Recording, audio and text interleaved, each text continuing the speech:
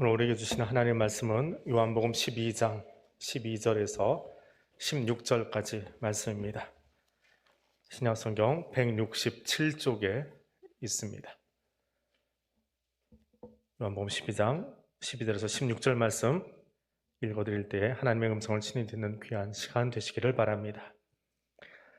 그 이튿날에는 명절에 온 큰 무리가 예수께서 예루살렘으로 오신다는 것을 듣고 종려나무 가지를 가지고 맞으러 나가 외치되 호산나 찬송하리로다 주의 이름으로 오시는 이 곧 이스라엘의 왕이시여 하더라. 예수는 한 어린 나귀를 보고 타시니 이는 기록된 바 시온 따라 두려워하지 말라 보라 너의 왕이 나귀 새끼를 타고 오신다 함과 같더라. 제자들은 처음에 이 일을 깨닫지 못하였다가 예수께서 영광을 얻으신 후에야 이것이 예수께 대하여 기록된 것임과 사람들이 예수께 이같이 한 것임이 생각났더라. 아멘. 성경은 우리에게 복을 수여하시는 하나님의 말씀을, 그 이야기를 계속해서 기록하고 있습니다. 하나님께서 우리와 함께 하시는 것이 복입니다. 더불어 하나님은 그 복을 수여하심에 앞서서 우리에게 꿈을 꾸게 하십니다. 복을 수여하기 전에 그 복이 무엇인지를 기대할 수 있는, 소망할 수 있는 꿈을 꾸게 하십니다. 그리고 그 꿈은 장차 이루어질 일들을 언어나 혹은 이미지로 우리에게 표현됩니다. 바다의 모래와 같이 하늘의 별과 같이 많은 후손을 주리라. 아브라함에게 주신 그 꿈 속에는 약속이 담겨 있지요. 또 그 꿈에는 하나님의 일하심이 담겨 있습니다. 더불어 그 꿈을 보게 하고 말씀을 하시는 하나님께서는 지금 말씀 중에 너와 함께 하지만 더불어 앞으로도 이 꿈이 완성되는 그날도, 내게 복이 주어지는 그날도 내가 함께 하겠다라고 하는 약속의 선언이기도 합니다. 이것이 성경에 주는 꿈의 실체입니다. 꿈꾸게 하시는 하나님은 꿈이 현실이 될 그 미래의 사건을 지금 그 비전이 무엇인지, 꿈이 무엇인지 듣는 그 순간에 나로 하여금, 성도로 하여금, 교회로 하여금 준비할 힘을 미리 갖추도록 준비시키십니다. 그러려면 우리가 해야 할 일이 있습니다. 그것은 하나님께서 내게 주신 꿈의 의미가 무엇인지, 그 비전이 구체적으로 무엇인지를 알아가는 것입니다. 그것이 어그러지는 순간, 하나님의 생각, 하나님의 계획과 나의 생각이 틀려지는 순간 우리는 동상이몽의 신앙을 가질 수밖에 없습니다. 예루살렘으로 들어가는 길 위에 사람들이 줄지어 서 있습니다. 그들은 자기 겉옷을 벗고 한 손에는 종려나무 가지를 들고 호산나를 외칩니다. 갈릴리에서 시작되었던 예수님의 그 순례가, 하나님 나라 순례가 막바지에 이른 것입니다. 예수님은 그의 공생애를 통해서 하나님 나라에 대해서 가르쳐 주셨고 비전을 보여주셨습니다. 제자들이 이해하고 있던지 이해 못하던지 상관없이 계속해서 그들을 가르치고 있었습니다. 종려나무 가지를 흔들고 있는 지금 2000년 전 첫 번째 그 종려주일 길가에 서 있는 사람들을 보면서도 주님은 같은 마음으로 그들을 바라보시며 걷고 계셨습니다. 그 길 위에 서 있는 사람들은 3년 동안 예수님을 따라다닌 사람들입니다. 물론 그 중에는 며칠 전에 나사로가 죽은 자 가운데서 살아난 그것을 보고 예수 따라가기 시작한 사람도 있을 거고요. 또 어떤 사람은 예루살렘 가까이 오신 예수님의 이야기를 듣고 그제서야 막 예수를 쫓기 시작한 새가족 같은 사람도 있었을 겁니다. 아무튼 그들은 각자의 방식으로 예수님께 열광했고 또 예수님을 따라 예루살렘으로 들어오고 있던 사람들입니다. 예수님이 어떤 목적으로 지금 예루살렘에 들어가시는지, 어떤 목적으로 지금 여기 계시는지 자세히 모르고 있더라도 그들은 지금 예수님 주변에서 열광하고 있었습니다. 이렇게 말하는 이유는 우리가 교회를 다닌 연수만큼, 신앙생활을 한 연수만큼, 혹은 성경을 읽은 연수만큼 이 이야기의 앞뒤를 이미 다 알고 있기 때문에 그렇습니다. 예수님이 여리고를 들어오시기 전,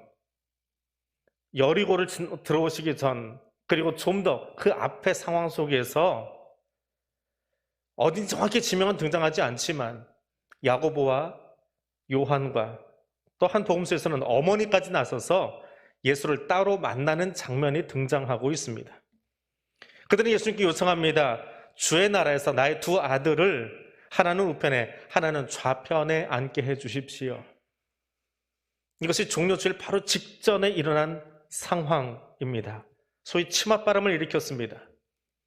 근데 그 상황을 보고 나머지 10 제자가 분노했다라고 성경은 적고 있습니다.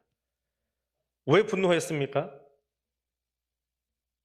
10명도 똑같은 생각을 가지고 있었기 때문에 그렇습니다. 내가 동일한 생각을 가지고 있어서 그래요.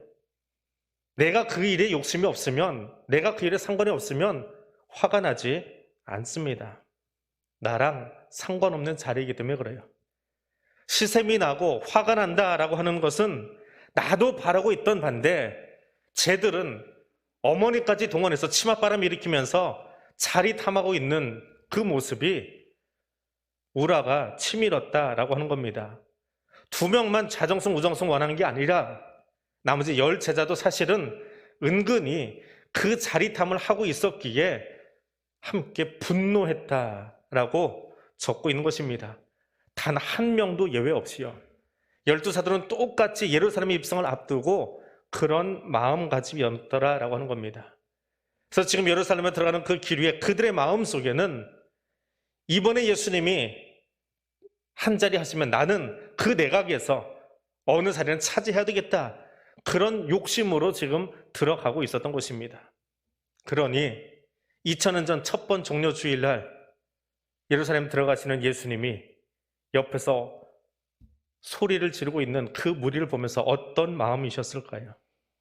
나는 지금 십자가에 죽기 위해서 가고 있는데 하나님의 영광을 위해서, 하나님의 계획에 대해서 이미 이야기했음에도 불구하고 이해하지 못하고 받아들이지 못하고 있는 그 제자들을 바라보는 예수님 마음은 어떠했을까요? 야고보와 요한의 야망에 대한 기술이 언제 나왔습니까? 예루살렘 입성으로는 바로 앞의 사건이지요. 또 그 이야기는 그 바로 앞의 이야기가 예수님의 죽으심과 부활에 관한 예언이었습니다. 그 예언 직후에 자리탐하는 이야기가 나오고요. 이 자리탐하는 이야기 바로 직후에 나사로 이야기가 등장을 하고요. 그리고 예루살렘 이야기가 등장을 해요. 근데 얼마나 제자들이 예수님의 예루살렘 행에 대해서 무지하고 눈 감고 자기 욕망으로만 바라보았느냐라고 하는 거지요. 근데 얼마나 더 답답했겠습니까? 이것이 동상이몽입니다. 교회 다닌 만큼, 신앙생활 한 만큼, 성경 읽은 만큼, 줄거리를 알고 있는 만큼 그것을 놓고 오늘 본문을 보면 예수님의 마음이 얼마나 답답했을까, 또 그것을 바라보면서 얼마나 한심했을까, 얼마나 불순한 의도를 가지고 지금 적이 따라오고 있을까, 얼마나 미성숙할까, 그 주님의 마음이 보이지 않나요? 그리고 혹 나도 그 옆에서 이런 자세로 동상이몽의 신앙으로 예수님 따라가고 있지는 않은가 살펴보아야 할 것입니다. 로마와 그 권력에 빌붙어서 부패한 종교 권력, 그들의 상을 엎어버리신 예수, 얼마나 그 모습에 사람들이 열광했겠습니까? 권력의 눈치 보지 않고 상을 엎어버리신 예수를 바라보면서 얼마나 환호했겠습니까? 그가 나귀를 타고 예루살렘에 들어오고 계십니다.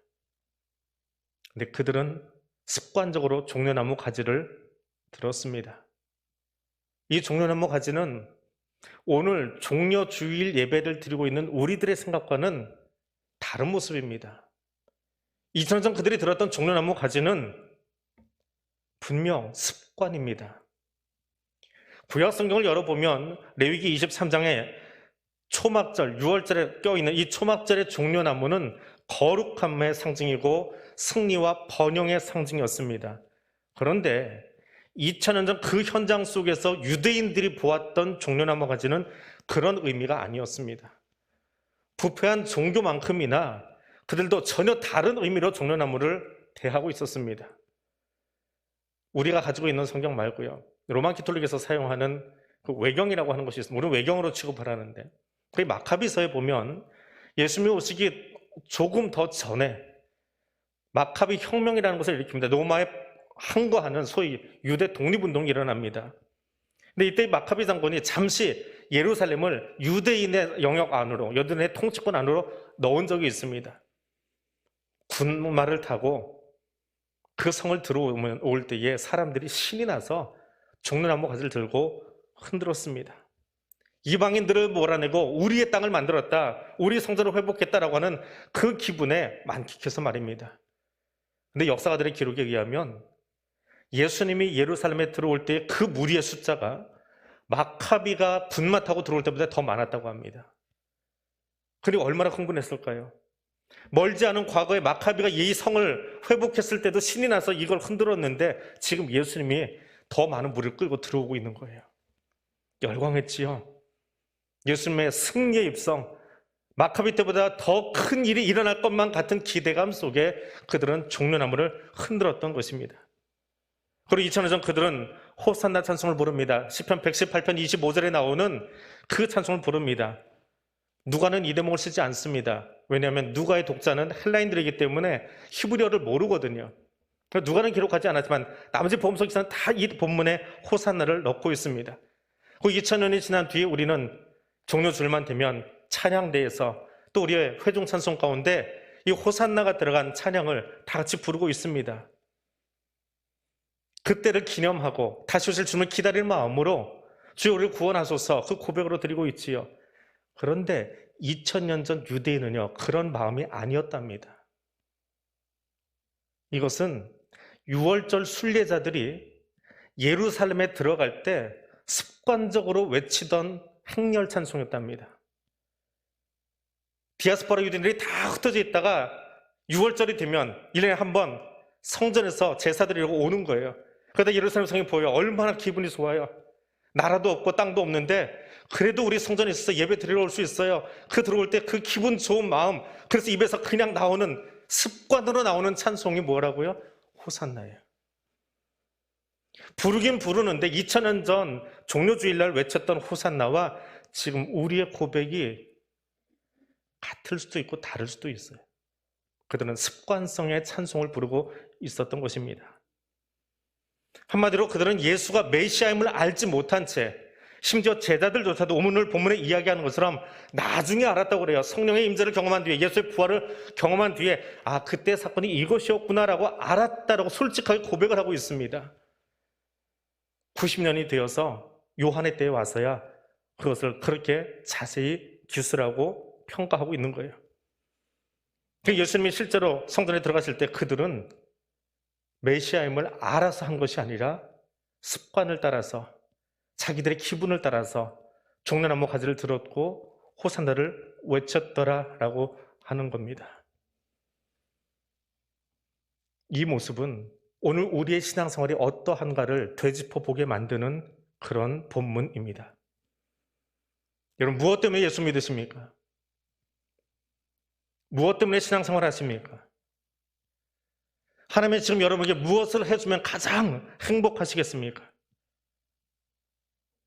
종려나무 가지를 들고 2000년 전 거기 서 있던 그 사람들, 동상이몽의 신앙을 가지고 있었던 그 사람들, 십자가가 눈앞에 주어지는 순간 다 도망가 버렸습니다.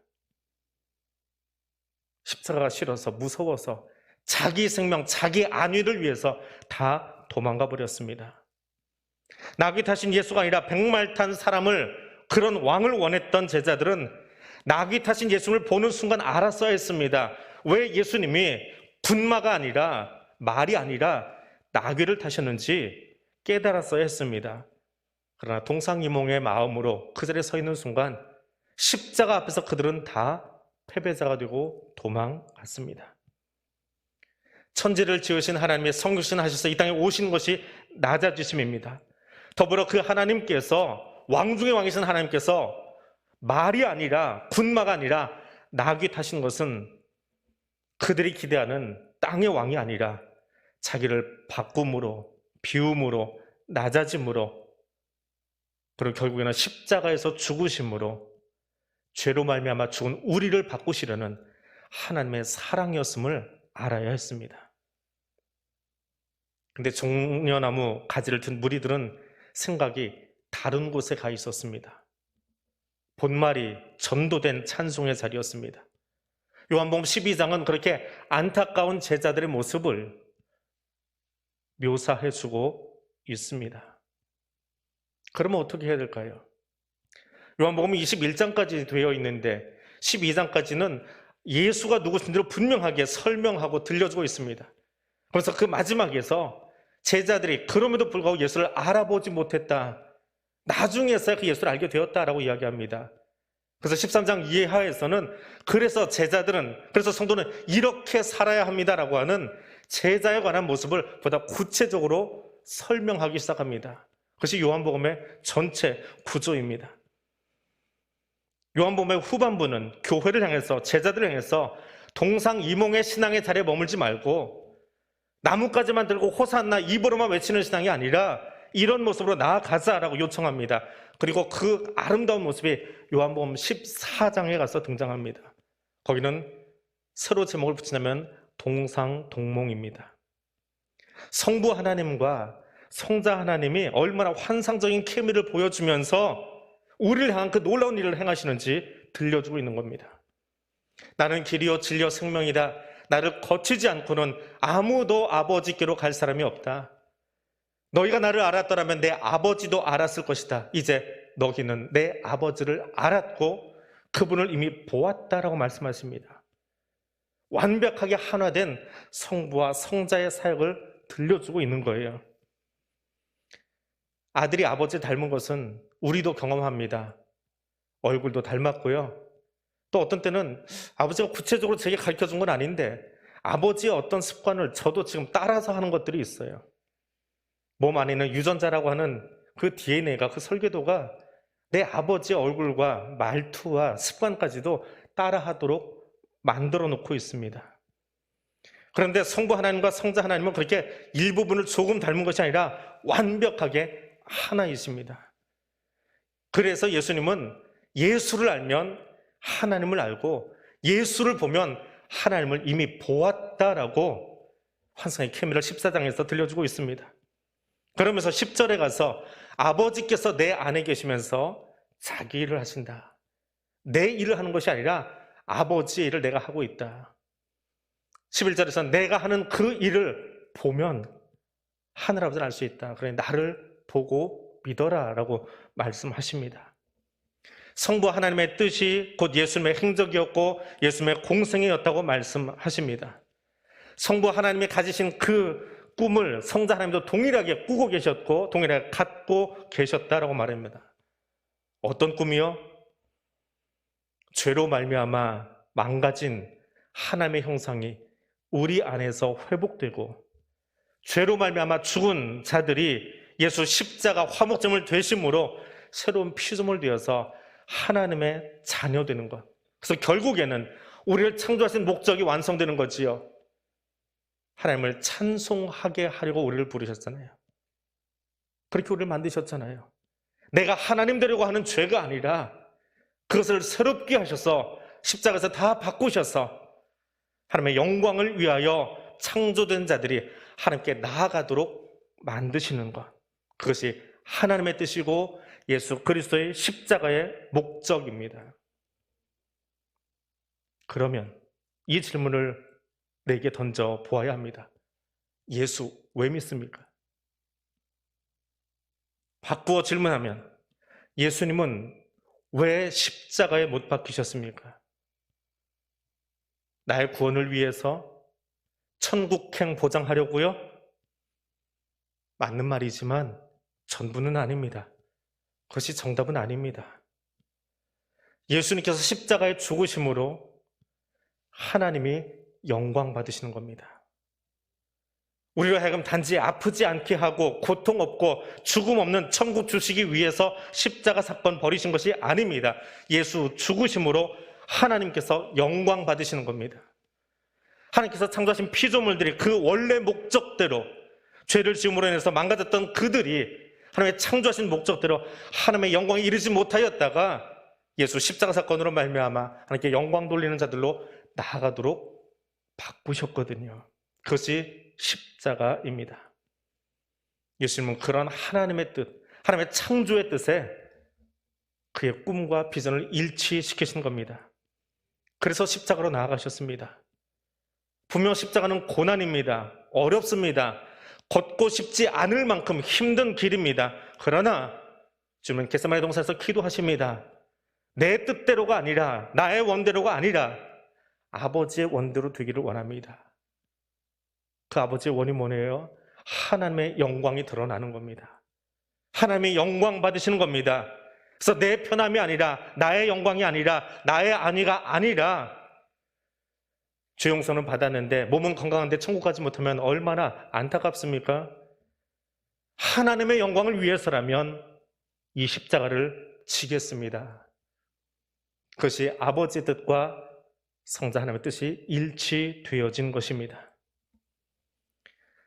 예수님께서 예루살렘으로 들어가시는 길, 동상 이몽의 무리들은 종려나무 가지를 흔들고 호산나를 외쳤습니다. 동상 이몽의 마음으로 말입니다. 하나님은 그들을 안타깝게 바라보셨습니다. 그래서 14장에 가서 동몽의 아름다운 하모니를 우리에게 들려주십니다. 성부와 성자 하나님이 한 마음과 한 뜻으로 우리의 권을 위해서, 아니 하나님의 영광을 위해서 일하시는 그 아름다운 사역을 우리에게 보여주십니다. 그리고 이제는 내가 그 자리에 서야 할 시간입니다. 오늘 나는 왜 찬송을 부르고 있습니까? 이 시간 나는 무엇을 바라고 이 자리에 앉아서 예배 드리고 있습니까? 내가 이토록 열심히 신앙생활을 하는 그 신앙의 최종 목적지는 무엇입니까? 어느 종려주일 아침에 켈빈 라우퍼라고 하는 목사님이 여느 때처럼 종려주일 예배를 드리고 있었습니다. 여러분도 신앙생활 하신 만큼 1년에 한번 종려주일 예배 드리시지요. 그 목사님도 아마 저처럼 그날 설교를 하기 위해서 예배를 인도하고 있었을 겁니다. 그리고 그 라우퍼 목사님은 그날 예배 시간 예루살렘에 입성하시는 예수님의 사건을 묵상하면서 갑자기 큰 감동을 받으셨습니다. 매년 드리는 종려주일 예배이고 매년 드리는 부활절 예배이지만 어느 해는 제 자신에게 좀 특별하게 다가오는 날이 있습니다. 아마 라우퍼 목사님도 그랬던 것 같습니다. 라우퍼 목사님은 예수님께서 예루살렘으로 입성하시는 그 극적인 장면, 그리고 제자들은 이해하지 못했지만 이 땅에 친정한 왕으로 오셔서 다스리시는 그 영광스러운 장면을 표현해보고 싶다. 어떻게든지 표현해보고 싶다. 그래서 시를 한 편 써가지고 그것을 그 교회 장로님에게 드렸대요. 그래서 보면은 그 찬송가 제목이 그 시의 내용이 써 있는 게 아니고 장로님 이름이 써 있어요. 그게 원래 찬송가 제목이에요. 139장이 그렇습니다. 영문 원래 제목이 장로님 이름이에요. 여러분 찬송가 보시면 밑에 영문으로 글자가 몇 개 써 있는데 왼쪽 오른쪽이 달라요. 오른쪽 139 밑에 사람 이름이 써 있습니다. 끔뻑끔뻑 하시는 분들이 있어서 한번 펴보시겠어요? 139장 찬송을 펴시면 보통 이렇게 되어 있습니다. 찬송가 구성이 오른쪽에 통일 찬송가는 몇 장이고요. 이것은 종려주일날 부르는 찬송입니다 라고 써 있고요. 그 밑에 퍼시빌 스미스라고 되어 있습니다. 이건 찬송가 가사가 아니고요. 장로님 이름이에요. 퍼시빌 스미스, 장로님께 헌정합니다 라고 하는 의미입니다. 라우퍼 목사님은 이 퍼시빌 장로님에게 이 시를 드리면서 그랬대요. 십자가를 지고, 내 십자가 지고 나의 탐욕도 버리고 사랑을 베풀면서 화평을 이루면서 주님이 승리하신 그 길을 내가 따라가겠습니다. 이것이 종려주일날 내가 할 수 있는 최고의 고백입니다. 이것을 노래하고 싶습니다. 이것을 찬송하고 싶습니다. 그래서 장로님이 그 내용을 받아서 곡으로 함께 만들어 그 이후로 1939년에 지어진 것으로 아는데 그 이후로 이 찬송을 부르기 시작했답니다. 종려나무 가지를 들었지만 동상이몽으로 서 있는 무리가 아니라 예수님 앞서 가시면, 내가 가는 게 아니에요. 예수님이 앞서 가시니까 나도 그 길을 따라가겠습니다. 이것이 종료주일 성도의 고백이길 원합니다. 그렇게 묵상하며 부르는 오늘 설교 후에 우리가 부를 찬송입니다. 말씀을 맺습니다. 주님의 말씀입니다. 누구든지 나를 따라오려거든 자기를 부인하고 자기 십자가를 지고 나를 따르라 말씀하십니다. 이 명령에 따라가시겠습니까? 그러면 기억하십시오.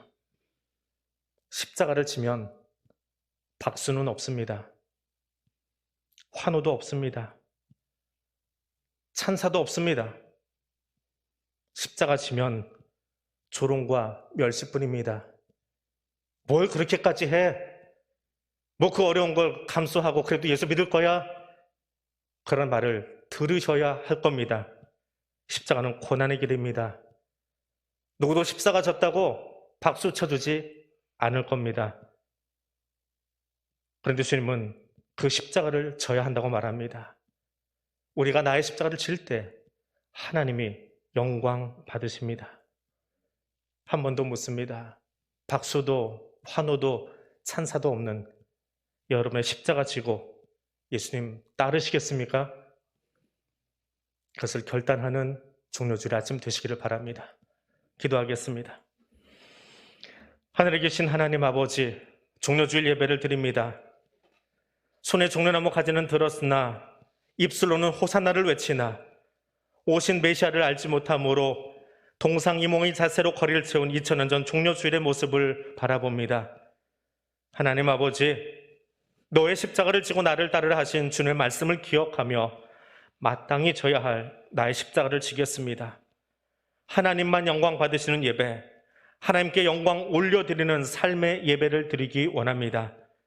동상이몽으로 이 자리에 앉아있지 않겠습니다. 하늘에서와 같이 주의 뜻이 이 땅에 완성되기를 원하여 서기를 원합니다. 주여, 이 십자가 지기를 원하오니 성령 하나님 우리를 도우셔서 이 믿음의 길에서 떨어지지 아니하도록, 멀어지지 아니하도록, 쓰러지지 아니하도록 성령님 우리를 도와 주시옵소서. 예수님 이름으로 기도드립니다. 아멘.